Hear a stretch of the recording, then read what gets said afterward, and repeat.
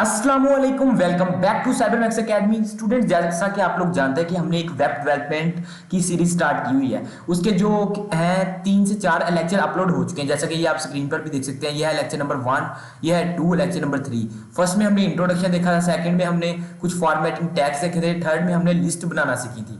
तो आज है लेक्चर नंबर 4, किस चीज के बारे में कि इमेज कि वेबसाइट में इमेज को किस तरह से लगाया जाता है। ओके, तो जैसा कि हम पहले करते हैं कि फोल्डर बनाते हैं नए दिन का वीएससी में, विजुअल स्टूडियो कोड में, उसको ओपन करते हैं तो जल्द से जल्द वो काम कर लेते हैं। तो इसको मैं कर देता हूँ क्लोज।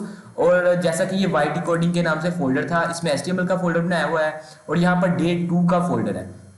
तो यहाँ पर मैं बनाता हूँ एक नया फोल्डर डे 3 के नाम से। ओके, डे कोडिंग का ये डे 3 है, लेक्चर ये 4 है। कैसे? क्योंकि पहला जो था वो इंट्रोडक्शन के बारे में था, इसलिए यहाँ पर डे 3 का फोल्डर क्रिएट हो रहा है कोडिंग का। ओके, तो डे 3 का फोल्डर बन गया। इसके बाद क्या करेंगे, हम ओपन करेंगे यहाँ से विजुअल स्टूडियो कोड को। ओके, टास्क बार से मैंने यहाँ से ओपन कर लिया और यहाँ से मैं फाइल में जाकर ओपन फोल्डर करूंगा। ओके, ओपन फोल्डर और यहाँ से डे 4 HTML और डे 3 में ओपन करूंगा। डे 3 का फोल्डर बनाया अभी हमने, तो डे 3 का फोल्डर ओपन करूंगा। जैसे ही मैंने इसको ओपन किया तो आप देख सकते हैं यहाँ पर क्या हुआ, डे 3 का फोल्डर क्रिएट हो गया। इसका ये वेलकम पार्ट मैं ऑफ कर देता हूँ और यहाँ पर अब हम फाइल क्रिएट करेंगे। फाइल का नाम क्या रखें? फाइल का नाम भी चले डे 3 रख लेते हैं। ओके, डे 3 और एक्सटेंशन ऐड करेंगे जल्द से जल्द HTML.html। ओके, तो इसको मैं कर देता हूँ एंटर। तो जैसे मैंने एंटर किया तो क्या हुआ, यहाँ पर फाइल क्रिएट होगी डे 3 के नाम से। तो अब मैं इसको जरा मिनिमाइज कर देता हूँ, यहाँ से ऑफ कर देता हूँ। ठीक है, ये इससे मिनिमाइज हो जाता है ताकि ये पूरी विंडो हमारी कोडिंग की सिर्फ नजर आए। ओके, तो सबसे पहले तो हम क्या करेंगे, इसका एक बेसिक स्ट्रक्चर तैयार करेंगे। उसके लिए शिफ्ट 1 दबाऊंगा तो क्या आ गया, ये आ गया। ठीक है, आप पीछे से लेक्चर फॉलो करते आ रहे हैं ना, तो ये स्टेप्स आपको इजीली समझ आते जाएंगे। ओके, तो इसको मैं कर देता हूँ एंटर। तो बेसिक स्ट्रक्चर क्रिएट हो गया। इसका टाइटल आज मैं रख देता हूँ, टाइटल आज रख देते हैं HTML इमेज। ठीक है, इमेजेस, HTML इमेजेस, इसको कर देता हूँ मैं सेव। और मैं फोल्डर में जाकर देखता हूँ फाइल क्रिएट हो चुकी है। जी हाँ, डे 3 की फाइल क्रिएट हो चुकी है।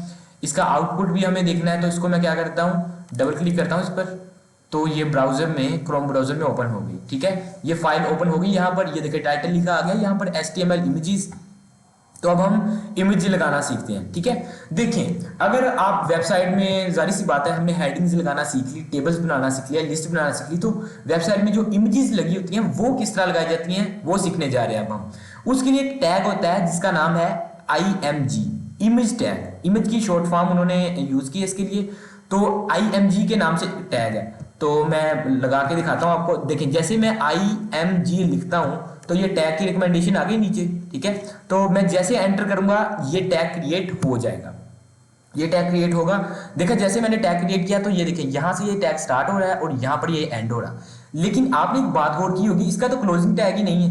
मैंने स्टार्टिंग फर्स्ट लेक्चर में बताया ना, 2 किस्म के होते हैं टैग्स, एक सिंगल टैग्स हैं और कुछ डबल टैग्स हैं। जैसा कि हेडिंग्स, हेडिंग को स्टार्ट भी करना पड़ता है और उसको क्लोज भी करना पड़ता है, उसके अंदर वो हम हेडिंग लिखते हैं। ठीक है, जैसा कि मैं यहाँ पर एक हेडिंग दे के दिखाई देता हूँ। यहाँ पर मैं H1 की हेडिंग देता हूँ, H1 की हेडिंग दी तो देखा इसका ये ओपनिंग टैग भी है, क्लोजिंग टैग भी। हेडिंग क्या देता हूँ यहाँ पर, इमेजेस इन HTML, ये मैंने हेडिंग दे दी, इसको मैं कर देता हूँ सेव। तो एक बार इसका आउटपुट भी हम देख लेते हैं। रिफ्रेश किया, F5 से मैंने रिफ्रेश किया, यहाँ से भी आप कर सकते हैं। तो यहाँ पर क्या लिखा आ गया, इमेजेस इन HTML।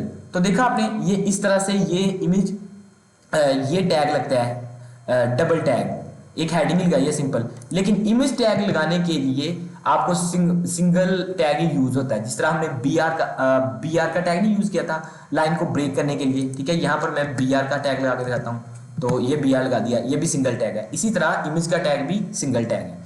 अब आप गौर कर रहे होंगे कि इमेज का टैग यहां से स्टार्ट हो रहा है, लेकिन ये कुछ, ये SRC और ALT ये क्या है, ये ऑटोमेटिकली बाय डिफॉल्ट जैसे ही हम लगाते हैं ना इमेज का टैग, तो उसके जो एट्रीब्यूट्स जो जरूरी है इसके लिए वो भी यूज होते हैं। ठीक है, अब हमने इमेज का टैग तो लगा दिया, अब यहां पर उसका सोर्स भी देना पड़ेगा। ये सोर्स की शॉर्ट फॉर्म है, यानी उसका एड्रेस भी देना पड़ेगा कि भाई ये कंप्यूटर की किस जगह में पड़ा हुआ है, वो हमने एड्रेस यहां पर लिखना होगा, तभी वो पिक्चर यहां पर इंसर्ट होगी।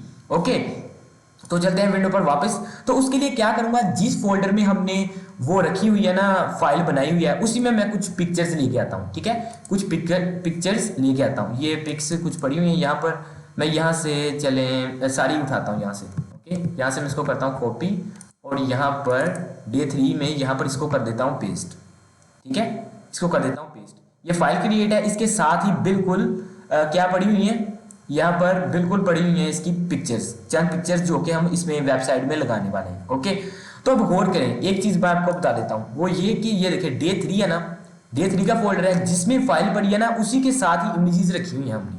ठीक है, तो फाइल की लोकेशन और इमेजेस की लोकेशन एक ही फोल्डर में है। इसका बेनिफिट क्या होगा, इसका बेनिफिट ये होगा कि हमें इमेज लगाने में आसानी होगी। वो कैसे, अब मैं दिखा देता हूँ। ये फोल्डर यहाँ से ओपन होता है ना, ये देखिए फाइल क्रिएट थी ना, जो मैं इमेजेस कॉपी किया ना, वो इमेजेस भी यहाँ पर आ चुकी हैं। दिखा रहा है कि ये Day3 के फोल्डर में ये चंद पिक्चर्स आपने रखी हुई हैं और ये HTML की फाइल पड़ी हुई है। ठीक है, अब मैं पिक्चर लगाना चाह रहा हूँ। ये देखें, इनके नाम एग्जैक्ट वही हैं जो यहाँ पर नाम है ना, वही यहाँ पर भी शो हो रहे हैं। ओके, तो अब सोर्स में क्या चीज लगाते हैं, उस इमेज का नाम और उसकी एक्सटेंशन कंप्लीट। ये जो नाम लिखा है ना कंप्लीट, आपने वही लिखना है। मिसाल के तौर पर यहाँ पर मैं कौन सी लगाता हूँ पिक्चर, NTU वाली लगाना चाह रहा हूँ, यही वाली NTU वाली।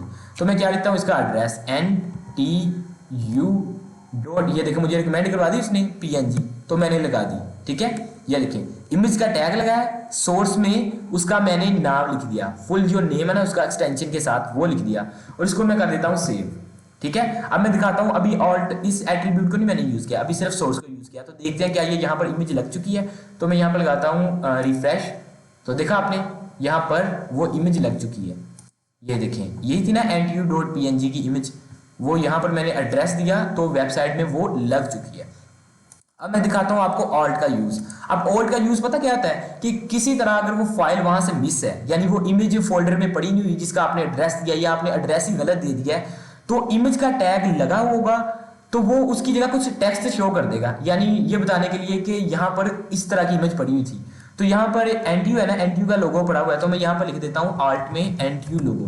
अगर किसी तरह कोई फाइल डैमेज हो जाए या इमेज वहाँ से है ही नहीं, वहाँ पर एड्रेस गलत दिया है, तो वहाँ पर NTU लोगो लिखा नजर आ जाए, ताकि पता चल जाए कि यहाँ पर एक इमेज इंसर्ट थी जिसका नाम था NTU लोगो की एक इमेज इंसर्ट थी बताने के लिए। ओके, रिफ्रेश करता हूँ, रिफ्रेश सेव करता हूँ उसको, और यहाँ पर मैं रिफ्रेश करता हूँ, कोई फर्क आता है नहीं आता। क्यों, क्योंकि इमेज का एड्रेस बिल्कुल सही सेट है, तो सिंपल इमेज शो हो रही है। लेकिन अगर इमेज का हम एड्रेस खराब कर देते हैं, जैसा कि ये PNG है ना, इसको मैं PG कर देता हूँ। ठीक है, पूरा एड्रेस ही खराब कर दिया, इस नाम की कोई इमेज ही नहीं है, यहाँ से मैं इसको कर देता हूँ सेव।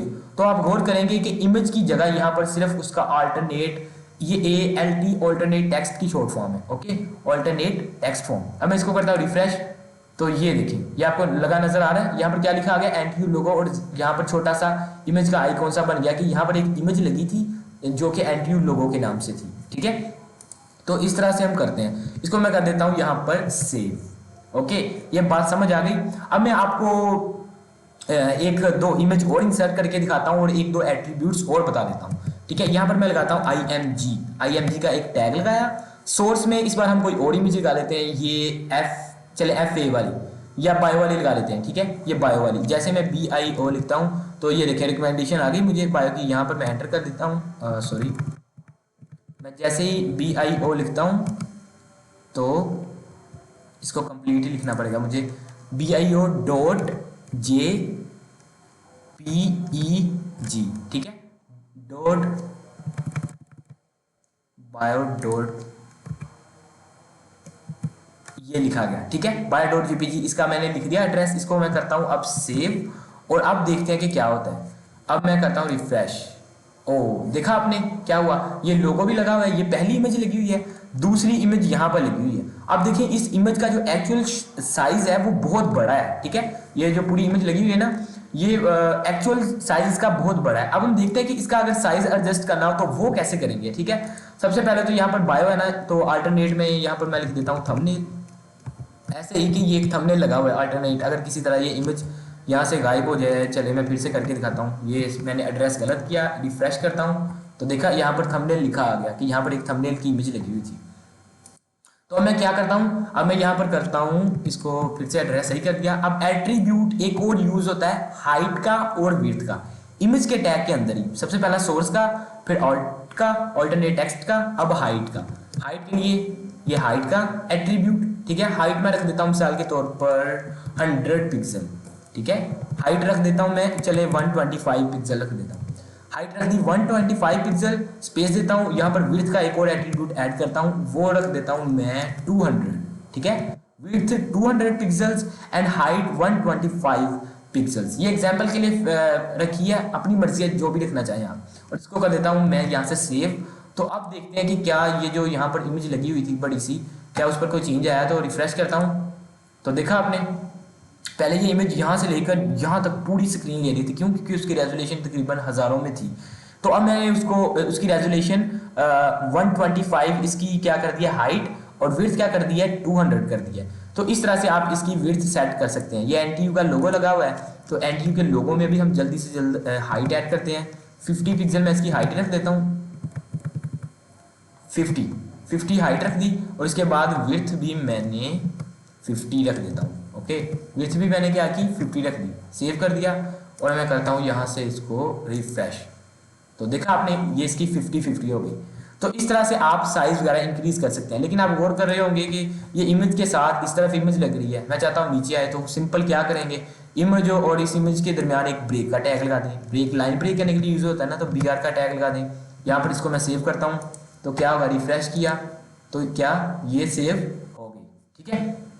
तो इस तरह से आप इमेज का टैग यूज कर सकते हैं। लेकिन ये तो हो गया कि इमेज क्या है, बिल्कुल इसके अंदर पड़ी हुई है। कहाँ पर, जहाँ पर ये फाइल पड़ी है ना, एग्जैक्ट उसी के साथ ही इमेजेस पड़ी हुई हैं। लेकिन अब मैं इसको कर देता हूँ, ये तस्वीरें कुछ डिलीट कर देता हूँ मैं। अब यहाँ पर मैं एक फोल्डर क्रिएट करता हूँ पिक्स के नाम से, ठीक है, पिक्स के नाम से, या जो भी आपने फोल्डर बना लें। तो इसको मैं कर देता हूँ यहाँ पर सेव, इसके अंदर कर दिया। अब क्या हुआ, अब ये देखिए Day3 का फोल्डर में फाइल तो पड़ी है, लेकिन उसके अंदर एक और फोल्डर बन गया। तो अब क्या एड्रेस हम फिर से वही रखेंगे? नहीं, हमें एड्रेस में चेंज करनी पड़ेगी। क्यों? क्योंकि वो एक और डायरेक्टरी के अंदर ऐड हो चुका है। डायरेक्टरी क्या है, फोल्डर ये होता है। तो उसका नाम क्या है, पिक्स। तो अब देखता हूँ मैं, अब मैं रिफ्रेश करके दिखाता हूँ। तो यहाँ से मैं इसको करता हूँ सेव, तो देखते हैं क्या इमेज शो हो रही है। यहाँ पर करता हूँ तो इमेज शो हो रही है, नहीं हो रही। क्यों? गायब हो गई यहाँ से, देखा आपने, गायब हो गई ना यहाँ से। अब एड्रेस में चेंज करनी पड़ेगी। अब इमेज जो हमने रखी है बाकी तो डिलीट कर दिए हैं। इसका नाम क्या है, बायो JPG, ठीक है, बायो JPG है ना। तो ये बायो JPG वाली हम सिर्फ इमेज रखेंगे इस बार। इसको मैं कर देता हूँ कट। अब होगा चेंज, क्या होगी, सिंपल जो आपने नाम लिखा है ना वो नाम ही रहना है। बस उससे पहले ना आपने उस फोल्डर का नाम और स्लैश ऐड कर देनी। ये देखें पिक्स का फोल्डर यहाँ पर ऐड हो गया ना, वो बता रहा है कि पिक्स के फोल्डर के अंदर बायो की ये JPG पड़ी हुई है। तो मैं सिंपल यहाँ पर कोडिंग में पिक्स लिखूंगा, इस फोल्डर का नाम पिक्स, और क्या कर दूंगा, स्लैश को ऐड, ठीक है। जैसे मैंने स्लैश को ऐड किया तो तब उसने एड्रेस पकड़ लिया कि हाँ यार ये पिक्स के फोल्डर के अंदर ये पड़ा हुआ है, ठीक है। इसको मैं कर देता हूँ यहाँ से सेव। अब मैं देखता हूँ रिफ्रेश करके, तो ये देखा इमेज वापस आ चुकी है। इसी तरह अगर फोल्डर के अंदर एक और फोल्डर बनाओ तो क्या करेंगे, सिंपल इस फोल्डर से पहले उस फोल्डर का नाम लिखेंगे। मिसाल के तौर पर इससे पहले इमेजेस का फोल्डर बना है, तो इसको मैं कर देता हूँ इमेजेस, ठीक है। इमेजेस के अंदर एक फोल्डर है पिक्स, उसके अंदर इमेज पड़ी हुई है। तो इस तरह से ये आपने एड्रेस लिखना है। लेकिन अगर फाइल के बिल्कुल साथ ही पड़ी हुई है इमेज, तो सिंपल आपने उसका नाम लिख देना है, तो वो इस तरह से फाइल सेव हो जाएगी। ओके गाइज, आई होप कि आपको ये समझ आ गई होगी कि किस तरह से हम एक इमेज का टैग यूज करते हैं। अगर वीडियो पसंद आई तो वीडियो को लाइक कर दीजिए, चैनल को सब्सक्राइब कर दीजिए और दोस्तों के साथ शेयर करना मत भूलिएगा। और इस कोर्स को आपने रेगुलरली फॉलो करते रहना है, ताकि साथ साथ क्लासें लेते रहें, प्रैक्टिस करते रहें, तो आपको वेब डेवलपमेंट इंशाल्लाह मुकम्मल आ जाएगी। तो मिलता हूं मैं फिर आपको एक नए लेक्चर में। इकबाल के शीनू, अल्लाह हाफिज।